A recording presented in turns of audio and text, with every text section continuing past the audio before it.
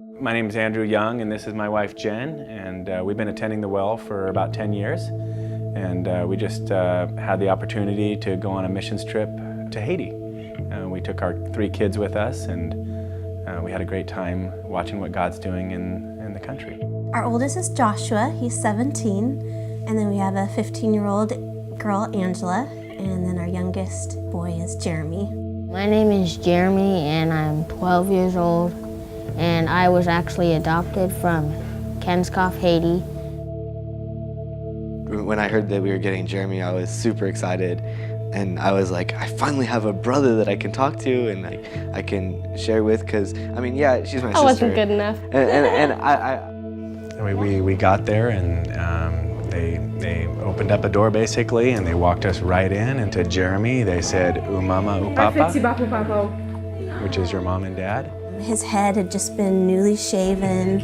That was one of the things that they did, an excitement of meeting your mom and dad. And he said he hadn't even taken a nap that day because he was so excited to meet us. And it was, you're gonna start crying, I know it.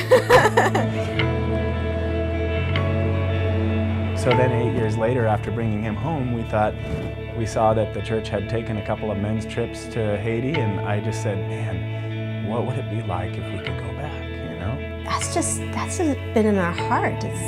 There's a love there that's been kind of tucked away that we just want to go back. And then I was like, how are we going to go on this trip to Haiti? It just did not Everything make is sense, happening in the fall. We're so busy. All 3 kids have activities. How are we supposed to make the meetings? But then he went to the first meeting and was hooked. And he's like, we're doing this. And I was so stoked. I was like, yes. So one of the exciting things about being able to go is hoping that our son would really embrace his culture and who he is, his roots. Does that, you know what I mean? Yeah, I think for us, like watching him walk off the plane, and he's looking over at the first Haitian man he sees, and he goes, like, I'm one of you. I'm Haitian. Yeah, first day we arrived in Pignon, and then we went to go down to the market, and it was so cool.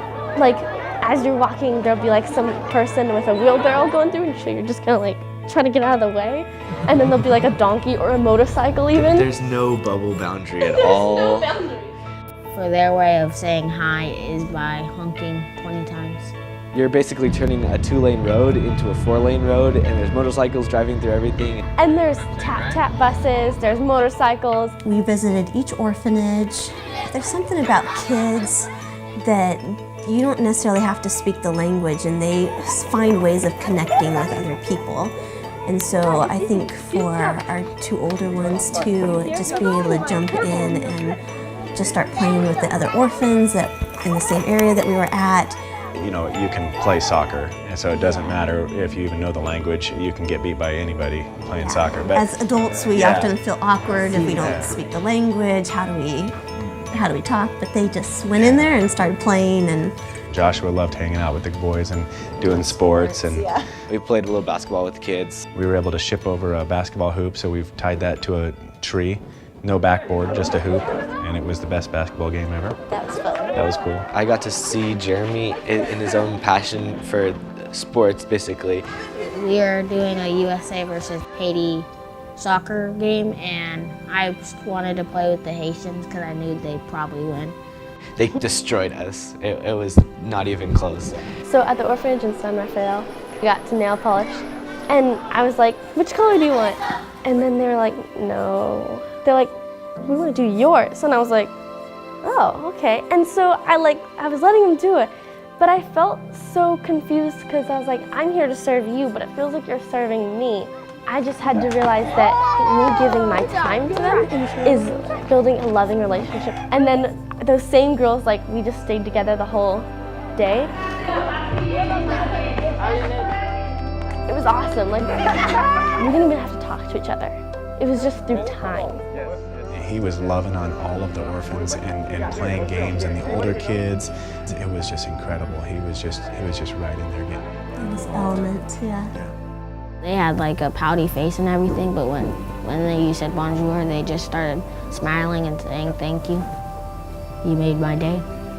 It's a whole different thing when you go outside of your country. And I think it really broadened their perspective on Christianity. You know, how do people worship when they don't have a perfect sound system? Or how do people worship when they don't have electricity? Or how do people worship when the acoustics aren't just right?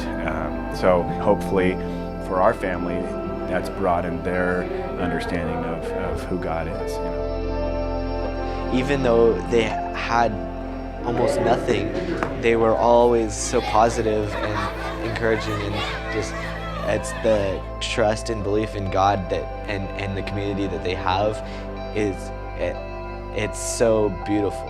It was just so exciting to be in another country and to just be like, especially surrounded by the people we're traveling with. Everything was about God. Every conversation was led with God. I don't know, it was really nice just to step out of what we're usually confined in and just let loose and let God take the lead.